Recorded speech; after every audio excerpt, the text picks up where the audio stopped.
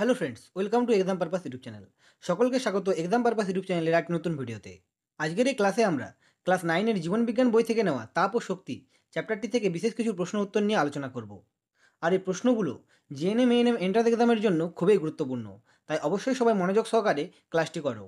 চলো তাহলে আজকের এই ক্লাসটি শুরু করা যাক। প্রথম প্রশ্ন, তাপ হলো এক প্রকার, তো এখানে উত্তর হবে বি, শক্তি।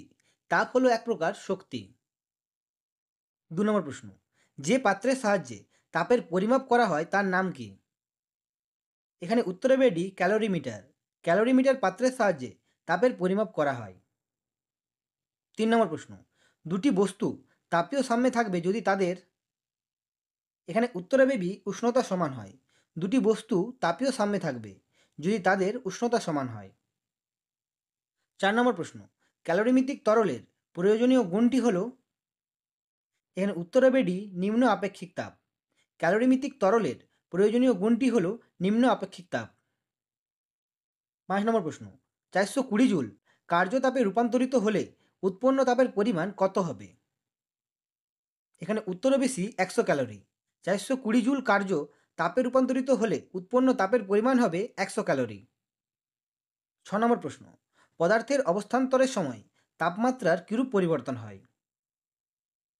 এখানে উত্তর হবে ডি, অপরিবর্তিত থাকে। পদার্থের অবস্থান্তরের সময় তাপমাত্রা অপরিবর্তিত থাকে। 7 নম্বর প্রশ্ন, যে উষ্ণতায় বায়ু ওর মধ্যে থাকা জলীয় বাষ্প দ্বারা সম্পৃক্ত হয় তাকে বলে, এখানে উত্তর হবে ডি, শিশিরাঙ্ক। যে উষ্ণতায় বায়ু ওর মধ্যে থাকা জলীয় বাষ্প দ্বারা সম্পৃক্ত হয় তাকে বলে ওই বায়ুর শিশিরাঙ্ক।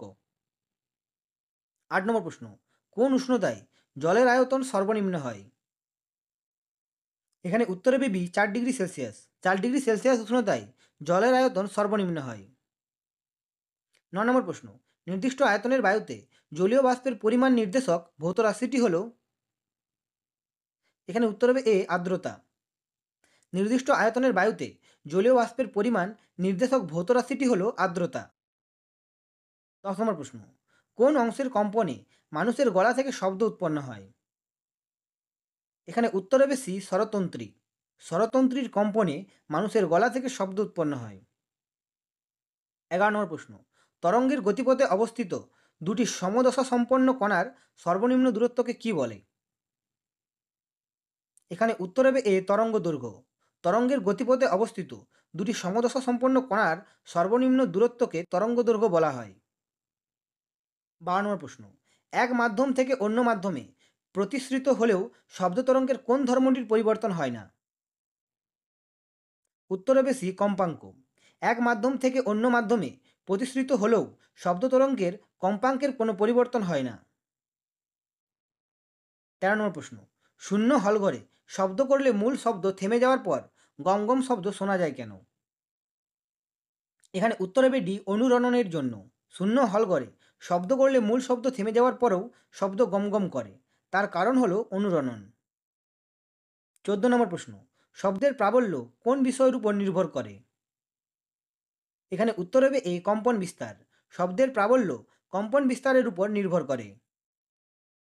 15 নম্বর প্রশ্ন, শব্দের তীক্ষ্ণতা কোন বিষয়ের উপর নির্ভর করে?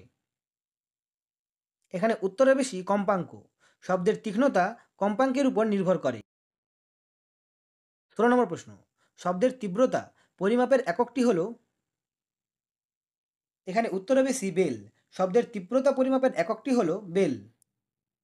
17 নম্বর প্রশ্ন, নিম্নোক্ত কোনটি শব্দ উদ্দীপনাকে তড়িৎ সংকেতের চেহারায় মস্তিষ্কে বহন করে নিয়ে যায়? এখানে উত্তর হবে ডি, অডিটরি স্নায়ু। অডিটরি স্নায়ু শব্দ উদ্দীপনাকে তড়িৎ সংকেতের চেহারায় মস্তিষ্কে বহন করে নিয়ে যায়। 18 নম্বর প্রশ্ন, নিম্নের কোনটিতে ব্যতিক্রান্ত প্রসারণ দেখা যায়? এখানে উত্তর হবে সি, জলের। জলের ব্যতিক্রান্ত প্রসারণ দেখা যায়। তাপ ও শক্তি সংক্রান্ত ভৌতবিজ্ঞানের এই ক্লাসটি আজকের জন্য এতটাই।